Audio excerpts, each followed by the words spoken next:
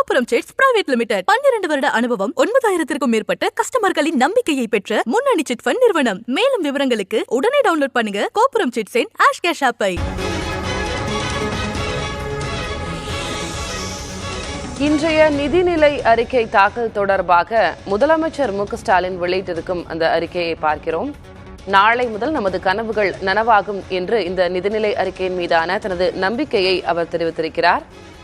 நிதிநிலை அறிக்கை இன்று தாக்கல் செய்யப்பட்டிருப்பது நமது அரசின் கனவு, அது நாளை முதல் நனவாக வேண்டும் என்று அவர் பொதுவாக அனைத்து அதிகாரிகளுக்குமான ஒரு வேண்டுதலாக தனது கோரிக்கையாக அவர் வைத்திருக்கிறார்.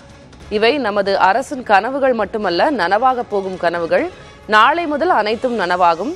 துறை சார்ந்த அமைச்சர்களும் துறையின் செயலாளர்களும் இந்த திட்டங்கள் எந்த நோக்கத்துக்காக உருவாக்கப்பட்டனவோ அதனை மனதில் வைத்து சிறப்பாக செயல்படுத்தி காட்ட வேண்டும் என்று கேட்டுக்கொள்வதாக அந்த கடிதத்தில் தனது அறிக்கை வாயிலாக அவர் தெரிவித்திருக்கிறார். அனைத்து மாவட்டங்கள், நகரங்கள், கிராமங்களுக்கும் இந்த அறிவிப்புகள் பறந்து விரிந்துள்ளன. ஆகவே மாவட்ட ஆட்சியர்களும் மாவட்ட நிர்வாகமும் தங்களுக்கான திட்டங்களை மிக மிக சிறப்பாக நடைமுறைப்படுத்த வேண்டும் என்று அவர் வேண்டுகோளாக அந்த கடிதத்தில் குறிப்பிட்டிருக்கிறார்.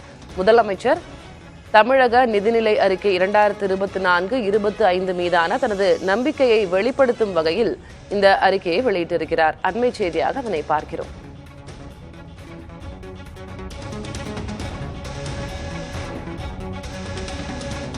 மேலும் தலைசிறந்த தொலைநோக்கு பார்வை கொண்ட கனிவான பொருளாதார சமநிலை அறிக்கையை தயாரித்து வழங்கிய நிதித்துறை அமைச்சர் தங்கம் தென்னரசுவுக்கும் இந்த கடிதத்தின் வாயிலாக அவர் நன்றி தெரிவித்திருக்கிறார். அனைவரையும் உள்ளடக்கிய வளர்ச்சி என்பதை இலக்காக கொண்டு இந்த திட்டங்கள் அறிவிக்கப்பட்டிருக்கின்றன என்றும் அவர் பெருமிதம் தெரிவித்திருக்கிறார்.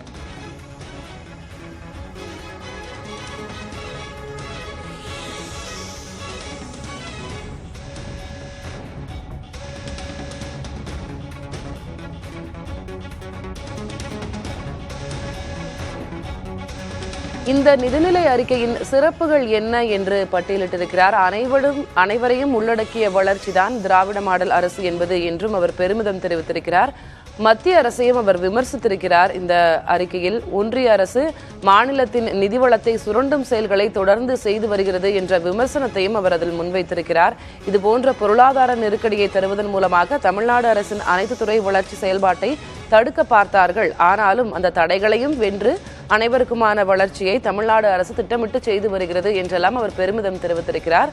இது குறித்த கூடுதல் விவரங்களை வழங்குவதற்காக செய்தியாளர் ரமேஷ் இணைகிறார். ரமேஷ், ஒரு நீண்ட ஒரு கடிதத்தை அல்லது ஒரு அறிக்கையை முதலமைச்சர் மு க ஸ்டாலின் வெளியிட்டிருக்கிறார். இந்த நிதிநிலை அறிக்கை மீதான தன்னுடைய பார்வையை, நம்பிக்கையை தெரிவித்திருக்கிறார். என்ன சொல்லியிருக்கிறார் விளக்குங்க. இந்தியாவின் பொருளாதாரத்திற்கு 9 விழுக்காடு பங்கை தருவதாக தமிழ்நாட்டின் பொருளாதாரம் பலமாக இருக்கிறது. இந்தியாவின் மொத்த உள்நாட்டு உற்பத்தி அளவில் இந்தியாவில் 2வது இடத்தில் இருக்கிறது. தமிழ்நாட்டின் வளர்ச்சி 8.9 விழுக்காடாக இருக்கிறது என்றெல்லாம் சொல்லி ஒரு நீண்ட அறிக்கையை சொல்லியிருக்கிறார். சமூகத்தின் அனைத்து தரப்பினரையும் உயர்த்தி வருவதாகவும், அனைத்து துறை வளர்ச்சி, அனைத்து சமூக வளர்ச்சி, அனைத்து மாவட்ட வளர்ச்சி என்பதே திராவிட மாடல் வளர்ச்சியின் இலக்குகளாக கொண்டு செயல்பட்டு வருவதாகவும் சொல்லியிருக்கார். இதில் இருக்கக்கூடிய மற்ற அம்சங்கள், கையில் இருக்கும் வளத்தை தமிழ்நாட்டு மக்களின் வாழ்க்கைக்கு பயன்படுத்துவதாக மாற்றப்பட்டிருப்பதாகவும் சொல்லியிருக்கார். மத்திய அரசானது மாநிலத்தின் நிதி வளத்தை சுரண்டும் செயல்களை தொடர்ந்து செய்தது. நியாயமாக தமிழகம் தர வேண்டிய நிதி ஒதுக்கீடும் தர மறுத்ததாகவும், கடன் வாங்கிதான் திட்டங்களை தீட்டுவதற்கு தடை செய்த மத்திய அரசு இப்படி அனைத்து பங்கங்களிலும் வந்த நிதி நெருக்கடிகளையும் நிர்வாக தொல்லைகளையும் தாண்டி பொறுத்து கொண்டுதான் இத்தகைய வெற்றியை தமிழ்நாடு பெற்றிருப்பதாகவும் சொல்லியிருக்கிறார். எனவே இந்த நீண்ட சொல்லியிருக்கிறது என்ன சொல்லியிருக்கிறார், திமுக ஆட்சி உருவான போது இந்த ஆட்சியானது ஒரு விவசாயிக்கு மழையாகவும், ஒரு ஏழைக்கு ஒரு கவலம் சோறாகவும், ஒரு ஊழியருக்கு மாதத்தின் முதல் நாளாகவும், ஒரு தொழிலதிபருக்கு வளர்ச்சியின் குறியீடாகவும் செயல்படும் என்று குறிப்பிட்டதாகவும், அப்படித்தான் இந்த அரசு தற்போது செயல்பட்டு வருவதாகவும் சொல்லியிருக்கிறார்.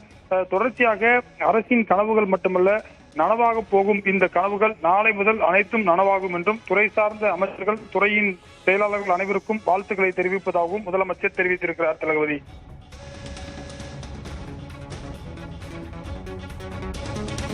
இந்த ஆட்சி ஒரு விவசாயிக்கு மழையாகவும், ஒரு ஏழைக்கு கவளம் சோறாகவும், ஒரு ஊழியருக்கு மாதத்தின் முதல் நாளாகவும், ஒரு தொழிலதிபருக்கு வளர்ச்சியின் குறியீடாகவும் அமையும் அப்படின்னு சொல்லியிருக்கிறாரு. பல்வேறு பாசிட்டிவான விஷயங்கள் என்ன இந்த நிதிநிலை அறிக்கையில அப்படின்றத அவர் ஹைலைட் பண்ணி இந்த கடிதத்தை எழுதியிருக்கிறார் அப்படின்னு பார்க்கலாம்.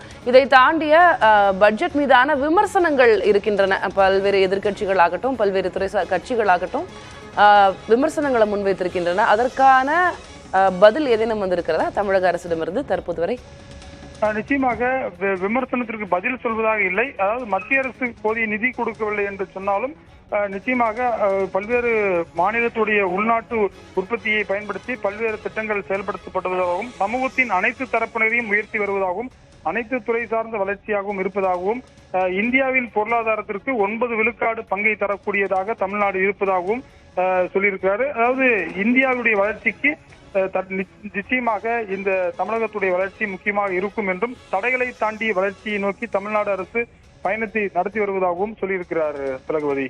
பொருளாதார நெருக்கடியை தருவதன் மூலமாக தமிழ்நாடு அரசின் அனைத்து துறை வளர்ச்சியை செயல்பாட்டை தடுக்க மத்திய அரசு திட்டமிடுகிறது என்றெல்லாம் அவர் கூறியிருந்தார். விமர்சனங்களையும் அவர் முன்வைக்க தவறவில்லை. உங்களுடைய தற்போதைய தகவல்களுக்கு நன்றி ரமேஷ்.